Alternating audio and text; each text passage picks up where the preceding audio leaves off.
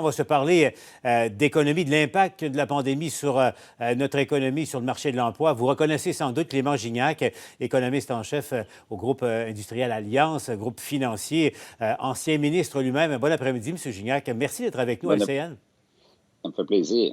M. Gignac, on s'y attendait, il ne fallait pas être devin pour s'attendre à une explosion des chiffres de chômage, mais quand même un taux de chômage de 17 au Québec.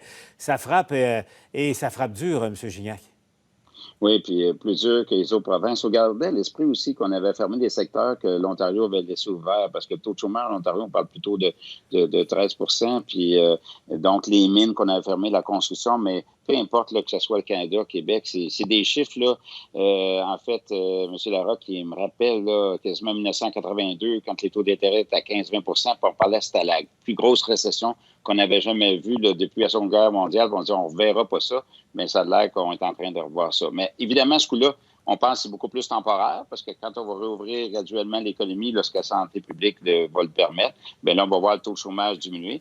Mais là, à voir ce qui se passe à Montréal, ça se pourrait que ça prenne un petit peu plus de temps que ce qu'on avait initialement pensé. Là. Et je le disais, M. Gignac, on se connaît depuis longtemps, vous et moi. Là, vous avez été dans votre vie antérieure ministre, vous avez vu ça de l'intérieur, un gouvernement, et des mesures de stimulation de l'économie. Là, comment on va faire pour redécoller l'économie? Ça ne se fait pas en criant ciseaux. Vous avez des idées, vous, à suggérer au gouvernement, M. Gignac? Ouais, premièrement, il faut attendre quand même que la santé publique nous donne le go. Puis pour ça, toute l'histoire des tests, je ne rentrerai pas dans les détails de ça. Mais une fois qu'on est vraiment que les gens peuvent être confinés, là, le point, c'est est-ce que les gens vont être très prudents et n'oseront pas dépenser?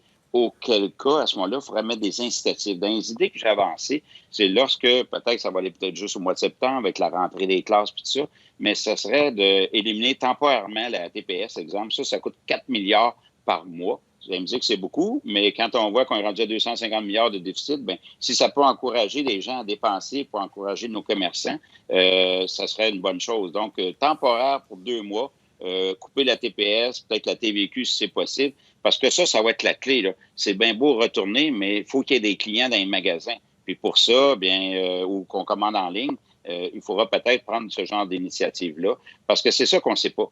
Comment que les gens vont se comporter lorsqu'on va parler de confinement? Est-ce que, dans le fond, on a une hausse du taux d'épargne?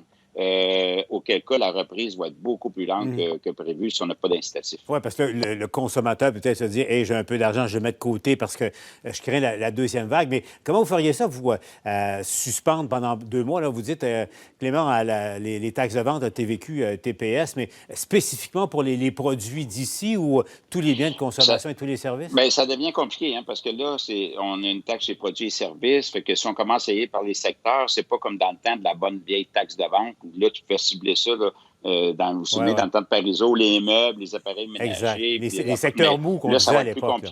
Ça va être beaucoup plus compliqué. Là, que je ne suis pas un expert de taxation, mais ce que j'ai compris, c'est que c'est plus simple si on l'élimine ou à la coupe de moitié temporairement pendant 2 à 3 mois. Mais ça peut aider.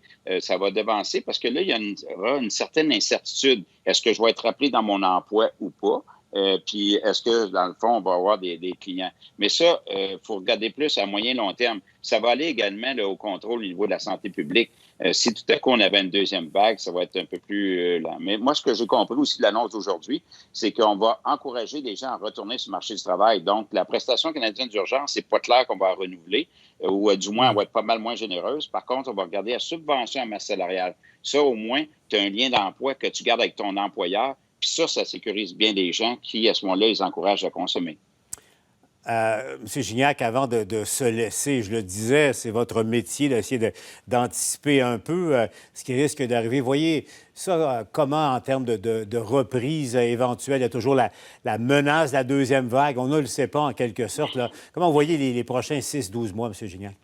Bien, c'est sûr qu'on ne sait pas si le vaccin, tout le monde dit que ça peut prendre 1 an et demi, mais on peut avoir quand même un médicament qui fait que tu n'en meurs pas, mettons. Ça aiderait beaucoup, beaucoup. Donc, oui, on a une forte contraction. On va avoir un rebond non négligeable, vous allez voir, là, quand l'économie va reprendre.